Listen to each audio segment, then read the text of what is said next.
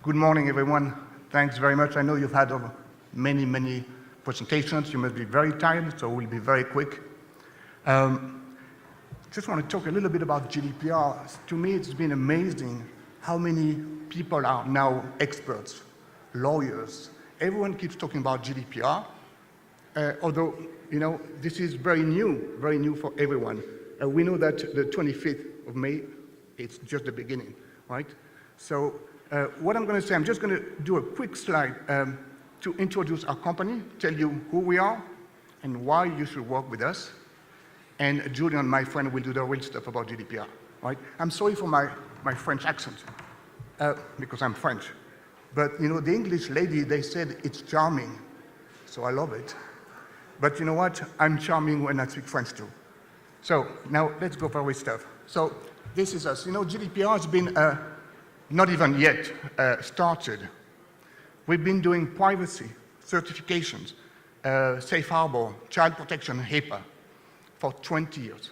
So when you start talking to people about GDPR, please work with experienced people. So there are lots of companies that 1 or 2 years ago decided to be a GDPR expert, have software, but it takes experience. Our company has 20 years of experience. I'm not going to dwell on this, but you can see that slide, that's true. Then we are connected. We are one of the founding members of IPP. Hey, that's my friend Kostas. Hi, Kostas. So it's good to have friends everywhere. So IPP was founded, by us and some other members. We are an active members of IPP. We are a recognized leader in that area. And we have some nice customers, enterprise. Does that tell us we only work with enterprise customers such as IBM, Oracle, Merck, and so on? No. We have products, very nice solutions for SMBs.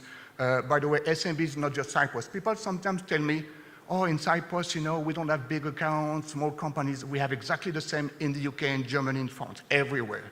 And we have solutions for them because even if you're a small company, you have to be compliant. There is no escape. And we have solutions for everyone. And this is my friend Julian now taking over. Thank you.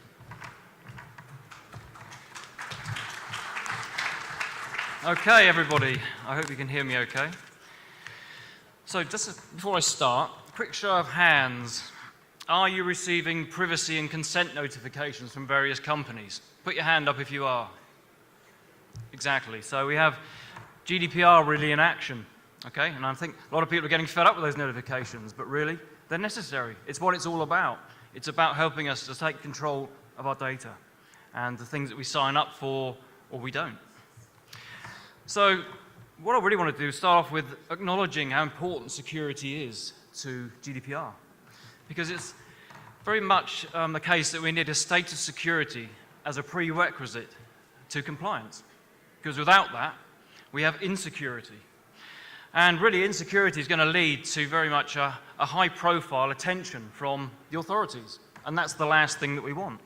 We see in the papers and on TV many data breaches recently, and the absolute sort of trouble that's caused for various companies. But it's not all about data breach. It's also how you look after data, how you might manage it.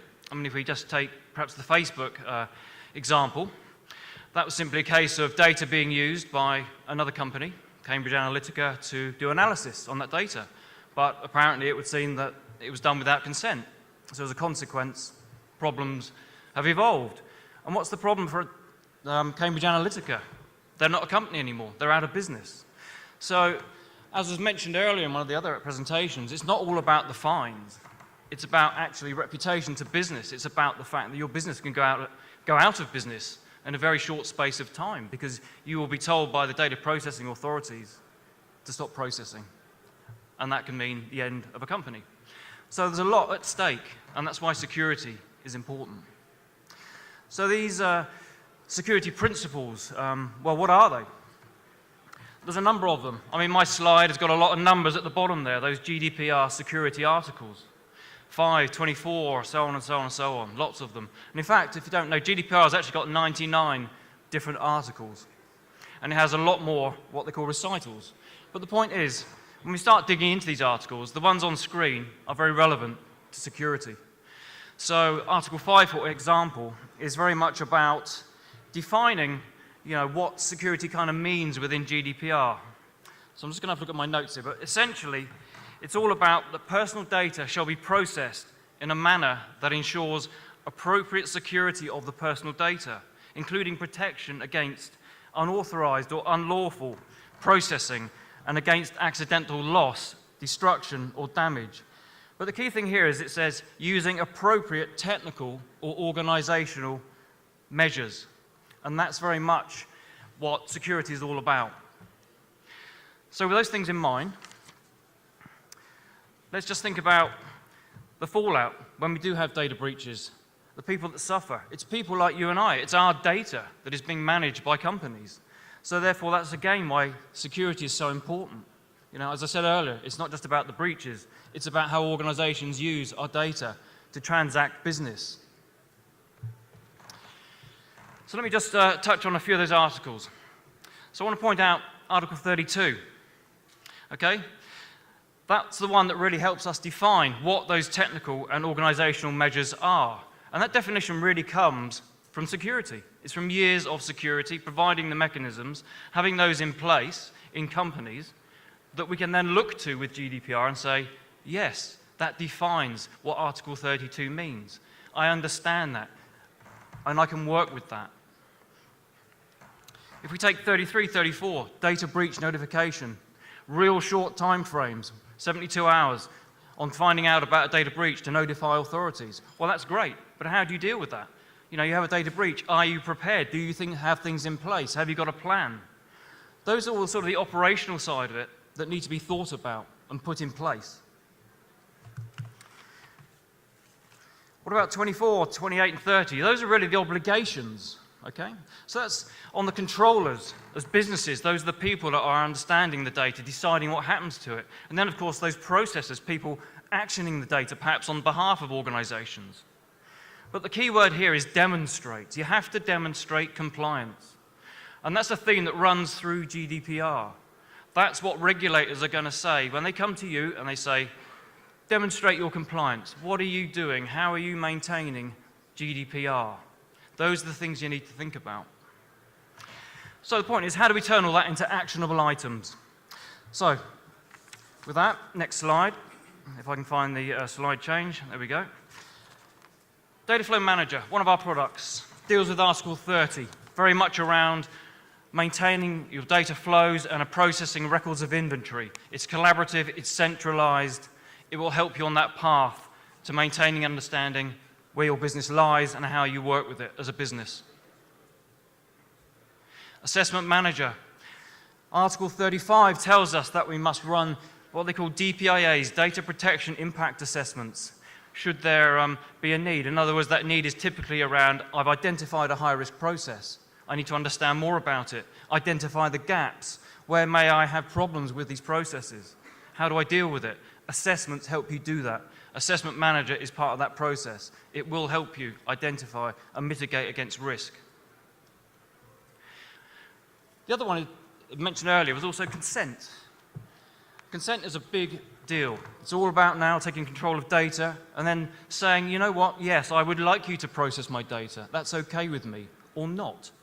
And the choice is coming back to us. It's much more now in our hands to have control. But again, consent, there's parts of this where, for example, the cookie consent, and we have a thing here called website monitoring. The point of that is, it's about identification of tracker mechanisms that are being fired or triggered on websites when people visit them. Again, from a security perspective, we need to understand those sort of things. Maybe some of those might be malicious. Maybe our customers are ending up with cookies that they shouldn't be, that we don't know about. Okay? So again, GDPR is very much about online behavioral activity, building profiles, understanding about what people are doing. That's the way the world has been up till now. GDPR is putting in place controls around that. Website monitoring is a means to start building up consent around cookie compliance. And building on cookie compliance, we have also a consent manager product. It's the thing that provides those pop-ups on screen where you can make your choices. But you can make those choices in the knowledge that the data that lies behind this is correct and accurate. that those choices around advertising, functional, required types of cookies are understood and that they're being honored when you make those choices. That's one of the solutions that we provide. So I mentioned breach earlier, so I'm just going to finish quickly one more slide. I just wanted to speak about TrustArc's new relationship with Radar. Radar are a company that provides basically breach management control and assessment. So as I said earlier, GDPR is very much about operationalizing the way that you manage your environments. And Radar can help you do that with their software and the relationship with TrustArc. Because it's all about planning in advance, being prepared. That's really what security is doing. That's very much what Radar is all about. If you have that breach, it's good to know that you've got mechanisms you know will work on the day when you need them. So I just thought I'd throw that out there. That's our new relationship with Radar. So everybody in the audience, with that, a thank you. And if you get a chance, I'd like you to come along to the, where are we here? Let me look at my notes. Come along to join us in the Tomasos room at 1 o'clock to 2 o'clock for a fuller in-depth view of the products and solutions. Thank you. Thank